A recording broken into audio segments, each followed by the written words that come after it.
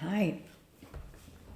So, over the weeks, we've gone from calm to deeper calm to pause and stop to see that it isn't impossible when we put a plan in place. And this week, the accumulation of this energy that's still working to find its way through to self is showing up. So this week I'm naming it Rewiring, and in brackets to find that play friend, because we all have a play friend. And to wake up knowing that play friend is there to support you and be with you and tap you on the shoulder and say, look over here, go down there, or in absolute faith, go somewhere in the hope of finding, and then to actually see it there. This wonderful way of enjoying life. But when we are in this process, that several were this week, of giving to an extent that becomes a loop you cannot get out of, and generally that loop is for others demanding, others wanting. And an essence that kind of expresses this from the Australian bushflowers was Black-Eyed Susan. And Black-Eyed Susan has the negative conditions of impatience, on the go, overcommitted, constant striving. And the positive outcome is the ability to turn in, which is to take that pause, have a look. What am I doing? Does it make sense? Does it make sense to me, other than it has to make sense to the other? That keeps us in that loop. Slowing down, inner peace. It says here it's for people who are impatient or always on the go. These people are continually rushing and their lives are always overflowing with commitments. This essence enables these people to slow down, to reach that still center within and find calmness and inner peace. Now, the sessions that happen during the week, every being that comes has a completely different reason or purpose or desire to have a look at what the heck is going on. And although they're all different, to find this underlying thread that, as I've mentioned before, is like this train week by week that gives the opportunity for this energy to come to a head, so that through sheer frustration or anger or annoyance or unhappiness or whatever it is, the doors open, the light comes in, and we can see better. And we can calm down, and we can feel a sense of the presence and what we do in it and who we are in it. And that's what this sharing is really about on a weekly basis. So to be able to see one as the cornerstone, that center of inner peace, of seeing who you are rather than what you haven't completed. Because in many of these situations, it's never completed. There's always another meal. There's always another shelf to stack. There's always something else that has to be read or finished or demanded of. But if you have this sense of self in that, you can then start to reflect on, is this really normal for me? And when you look at what is really normal for me, all of them are doing extremely complex, demanding, as from last week, impossible situations that drive us to this sense of, I can't do it anymore. I have heard that week in, week out. I can't do it anymore. And then when you go to that inner self, instead of being outer-driven for others, beyond what most beings actually do or would even want to do. I mean, when I see these people, I go, who are they? I certainly couldn't, in any shape or form, hold the space, have the vision over years. There's something very relaxing about being in this calm now, which is the only place we really have.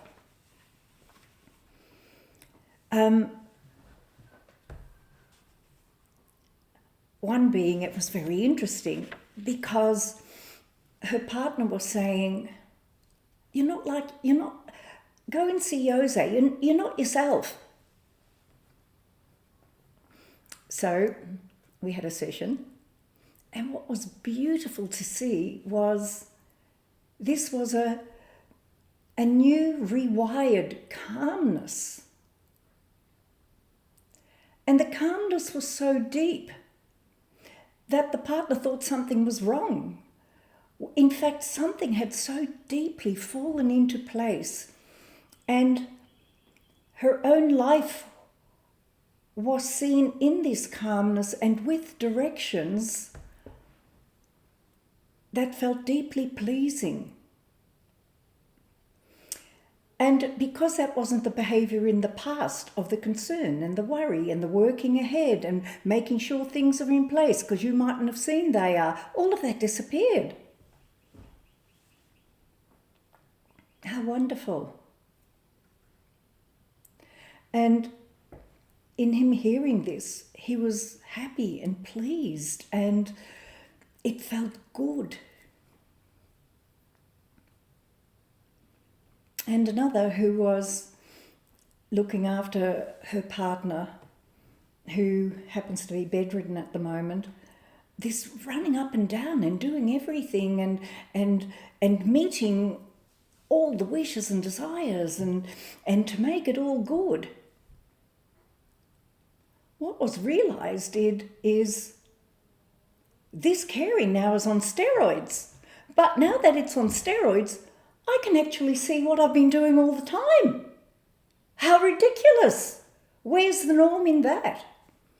And the capacity is there to do it. The love is there to do it.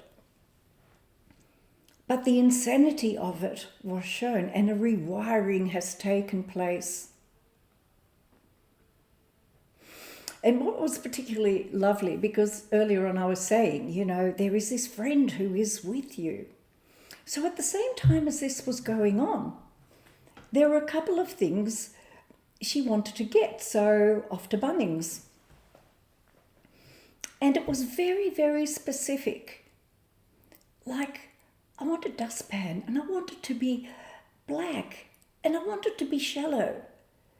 And I want a wooden handle.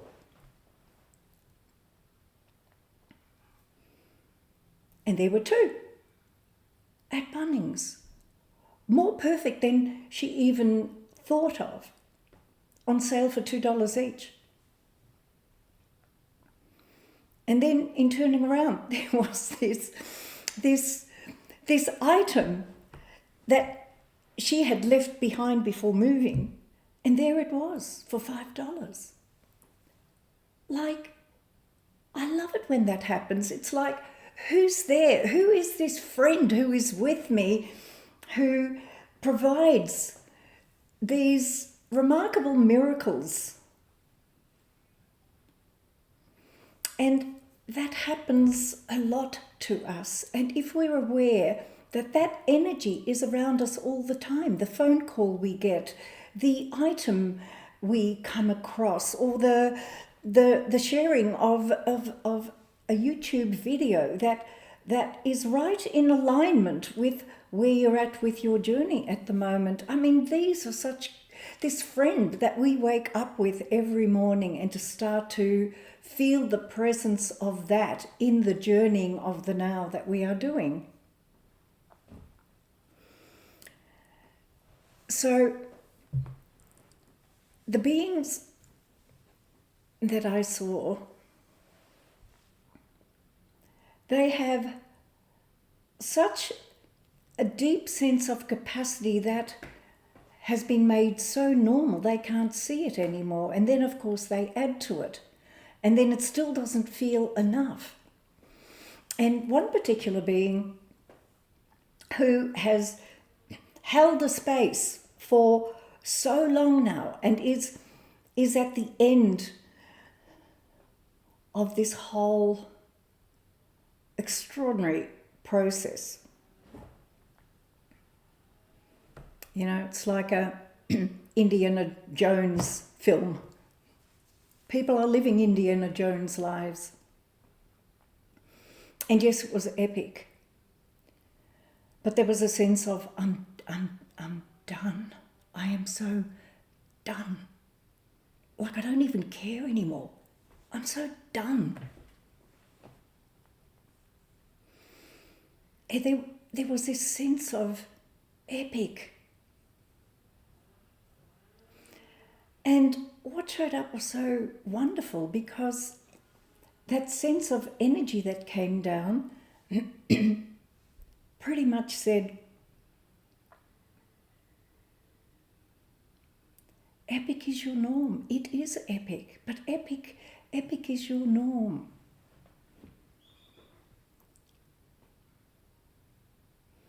And with the experience of this, settled as normal, because epic is your norm, that so much more is yet to come when you can see that as a norm in you rather than a striving and overcommitted and having that way with it. It can be one that is normal. And the analogy that showed up really was like you're designing the best vast party you can possibly imagine. And that party actually took place. And there's a sense of, oh my God, I did it. It happened. And then you look around and there's vomit over there, there's empty bottles, half-filled glasses, food that needs to now be sorted, things that need washing. But it's like when you have people over for dinner and after they leave, the joy of remembering the event while you're clearing up, because this achievement has happened, is a truly joyful event. But the fact that epic is your life, there's also how do then I end up enjoying it? And it is like going to Bunnings with a friend. What happens when we are open to that? The right people come along. And how they come along is quite epic. I mean, in renovating this place, I found the most amazing builder while I was walking the dog. And that continued. These things, the right people coming at the right time to be part of the play of what this life is, and it becomes laughable because sometimes the perfection of these things, like finding the right dustpan and brush, is so exciting. It's just like, show me, what else is there? What else can we play with? But when we overgive and overmake okay at our own cost, and then we pull more from ourselves, thinking it comes from us and our doing, can lead to great disillusionment. And the last being that I had a session with has been doing that with her love and her care and her capacity to do so. To find that the partner was loving this. Who wouldn't just love to sit back and have it all come to them? With love and care and compassion and consideration. But there comes a point that says, I think this is one way. And the danger of that is that moving forward, it becomes very disillusioned. We become critical, judgmental, closed down. I'm not going to let that happen again. I'm really going to look after myself now. And there was an unhappiness and a sadness and a busyness in life. Had a very busy workload, very responsible workload. And it came down to, if you're a loving, cuddly teddy bear and you love loving and you love giving, you're not going to be happy if you shut that down.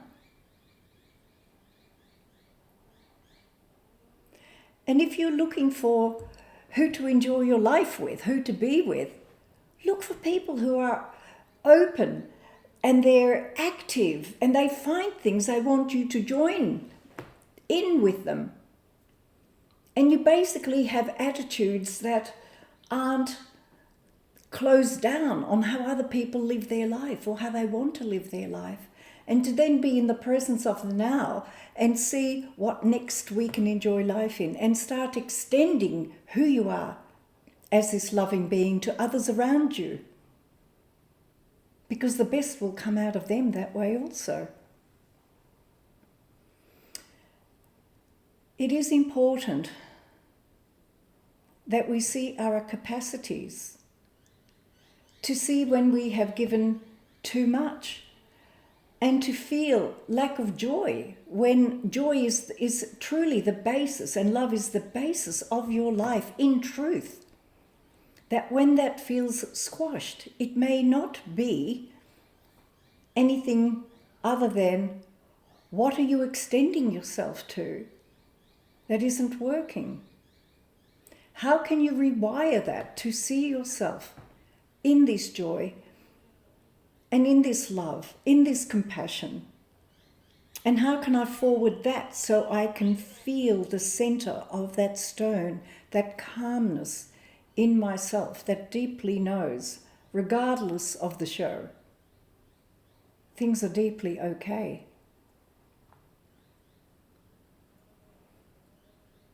All of this is created through thoughts and mind patterns. And we are not thoughts and mind patterns. It goes a lot deeper. And when we go there, I'm sure the world will be, for you individually and collectively, a much better place. So the two cards that came were support and inspiration. Support. Giving support and allowing support expands who you are. Do not see requiring support as a failure. Ask for support when you need it. My way of asking for support is to say, show me. So much fun. Show me. But do not abuse the support of others, nor give it as abuse. You are the integral link in the chain of beingness. Everything and everyone is connected. Nothing works in isolation. And that includes your allowing or not allowing. Allow support to reinforce your strengths. Be encouraged to support yourself and your endeavours. And have a friend along. That shows you. It is so joyful and miraculous when things fall in place in ways you cannot yourself imagine. It is bigger than that, and it's there for you. Inspiration. The river of all-knowing allows every possibility to be open to you. Allow yourself to tap into this vastness. Be inspired by the beauty that surrounds you. Be inspired to open yourself to the riches the world has to offer. In any moment, you can allow inspirational thinking to set you free. And it's more a sense of being. It's not even a thinking. We can't think that. We can fall into it. It has no words. So, which moment will you choose? And I suggest now is always a good time.